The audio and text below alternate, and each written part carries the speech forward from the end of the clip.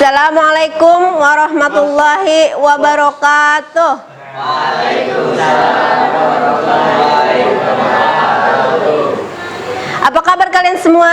Alhamdulillah, luar biasa atas semangat Allah. Iya, terima kasih karena hari ini masih bersemangat. A'udzubillahi minasyaitonirrajim. Bismillahirrahmanirrahim. Terima kasih untuk anak ibu pada pagi hari ini. Puji syukur kehadirat Allah karena pada hari ini kita bisa bertemu kembali dalam ruangan yang sangat mulia ini bagi kita yang menuntut ilmu. Alangkah baiknya sebelum kita melanjutkan pembelajaran kita awali dulu dengan bersama-sama berdoa yang akan dipimpin oleh Ananda Rapiansah. Dipersilahkan.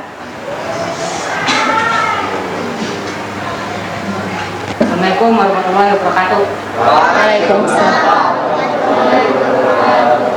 Sebelum memulai pelajaran hari ini, mari kita berdoa bersama-sama. Berdoa mulai. Bismillahirrahmanirrahim. Raditu billahi wa bil islami dinan wa bil muhammadin nabiyya wa rasulah. Rabbi zidni ilman nafi'a.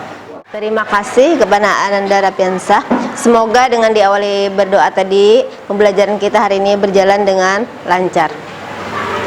Untuk pertemuan kali ini, kita di sini akan membahas nanti tentang P5. Sebelumnya Ibu absen dulu.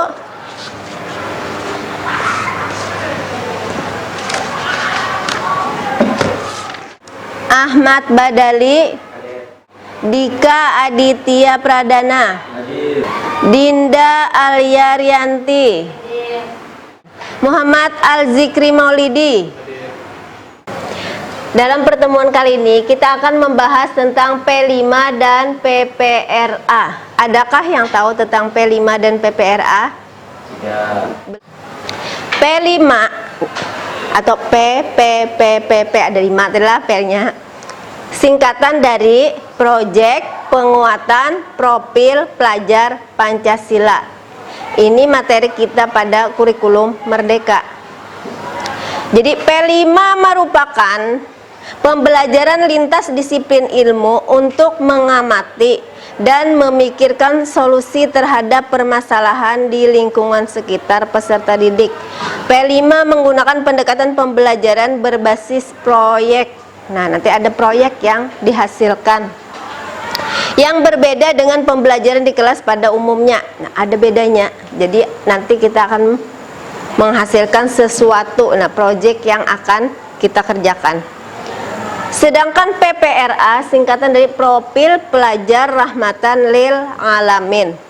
Profil yang bersifat khusus dan spesifik yang memiliki kompetensi keagamaan sebagai kekhasannya. Jadi di setiap pembelajaran kita itu ada disisipkan. Nanti ada disisipkan. Misalnya dari pelajaran pendidikan agama Islam. Nanti itu kan kita ada 3 jam. Nanti disisipkan 1 jam untuk pelajaran P5 proyek. Nah, dalam pembelajaran proyek P5 ini di sini Ibu akan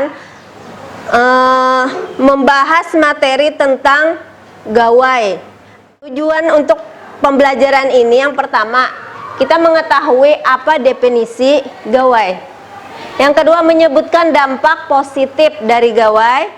Terus menyebutkan dampak negatif dari gawai dan cara mengatasi bagi yang sudah kecanduan, karena ini merupakan pembahasan yang lagi hangat. Iyalah, kan kita masukkan dalam materi kita ini, yaitu beriman, bertakwa kepada Tuhan yang Maha Esa dan berakhlak mulia. Yang pertama itu ya, beriman, bertakwa kepada Tuhan yang Maha Esa. Jadi contohnya dari perilaku yang beriman tadi, yang pertama aplikasinya dari beriman bertakwa tadi ialah diawali dengan doa.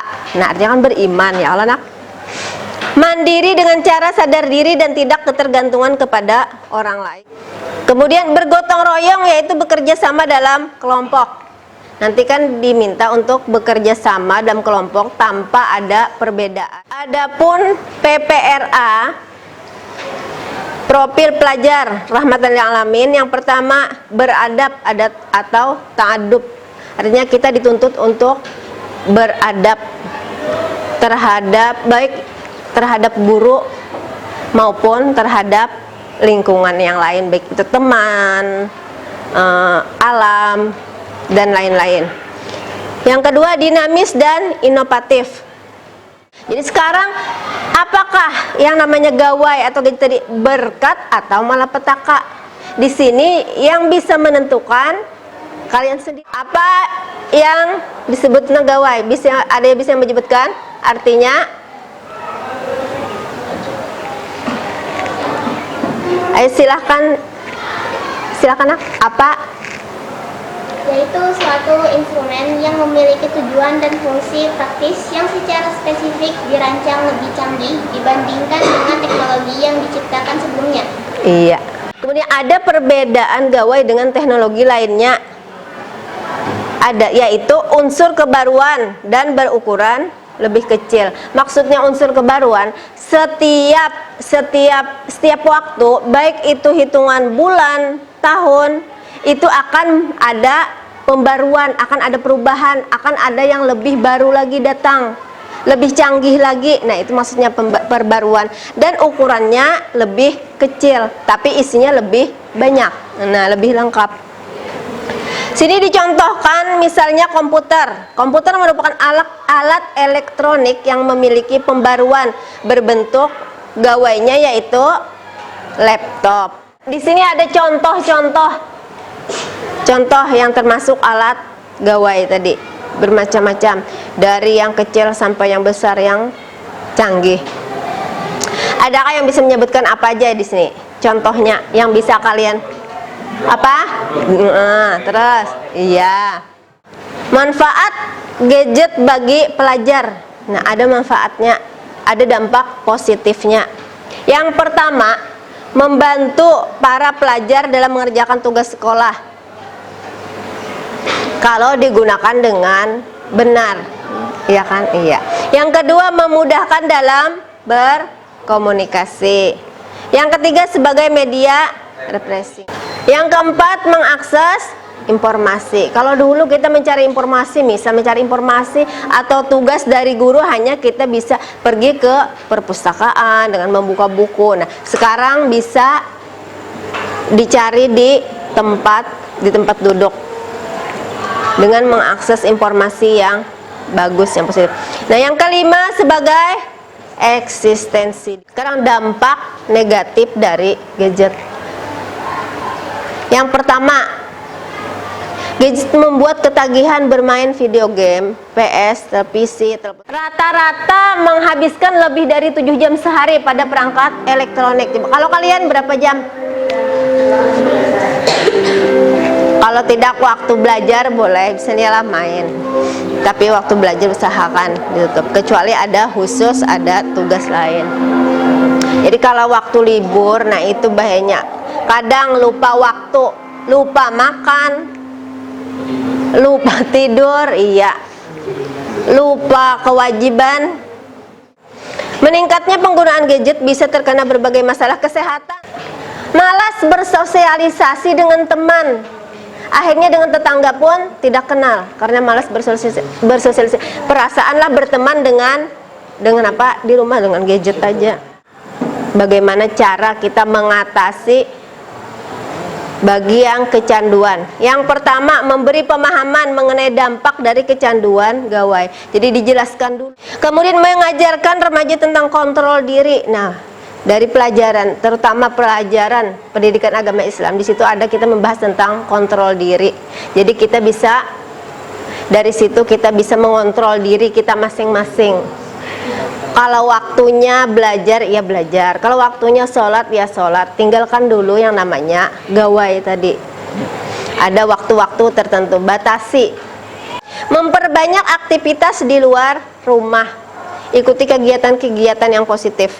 Memperbanyak bersosialisasi. Nah, perbanyak bersosialisasi, perbanyak bergaul, ikuti kegiatan apalagi di lingkungan, misalnya lah di lingkungan ada kegiatan apa, Karang Taruna ikuti. Pengaruh gawai bagi anak.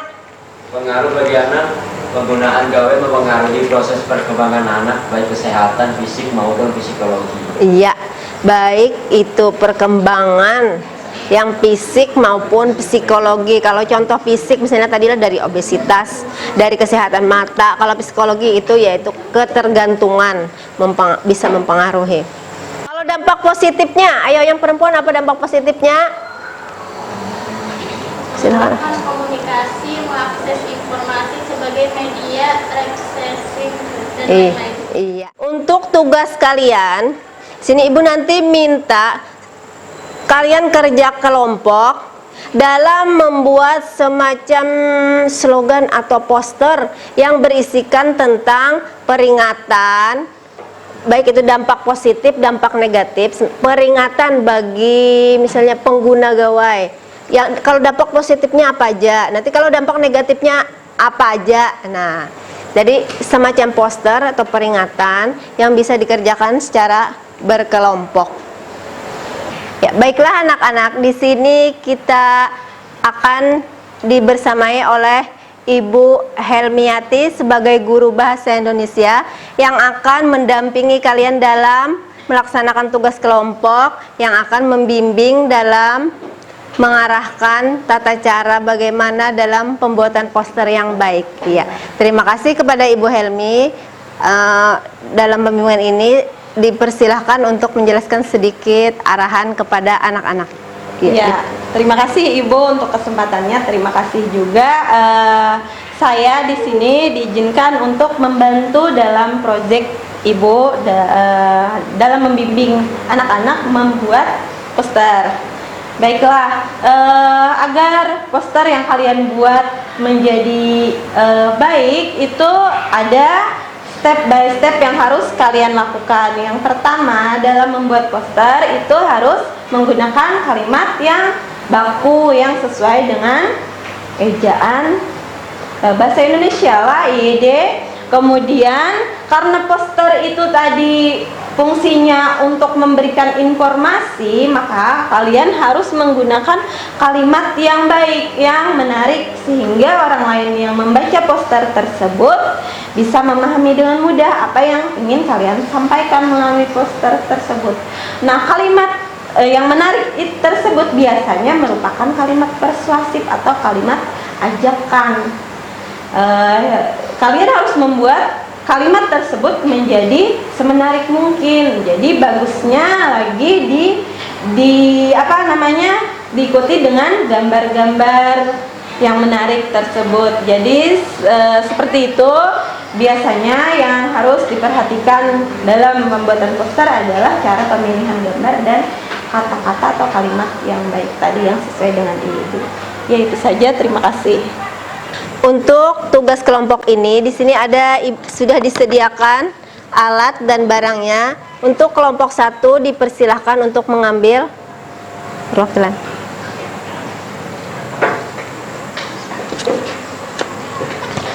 Ya. Terus dipersilahkan kepada anak-anak untuk mengerjakan tugas kelompoknya.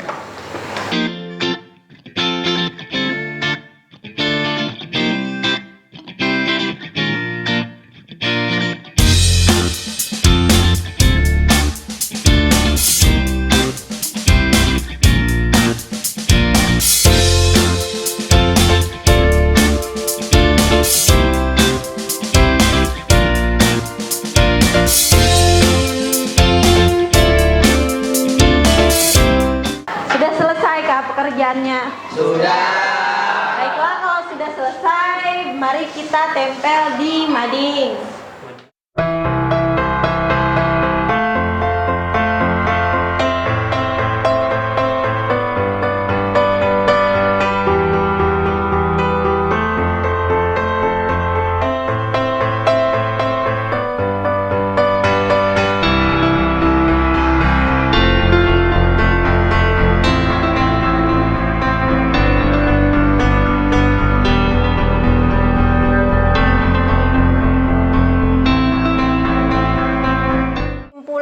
yang dapat kita pelajari dari materi yang sudah kita bahas tadi? Yang pertama yaitu tentang pengertian apa itu gawai. Gawai bisa disebut dengan gadget. Apa itu tadi? Jelaskan, Ariansa. Apa Ariansa? Perangkat elektronik yang lebih tinggi dari perangkat lainnya. Iya. Dan mudah-mudahan ada manfaatnya. Ibu cukupkan dulu dengan akhir kata, Assalamualaikum warahmatullahi wabarakatuh. Waalaikumsalam.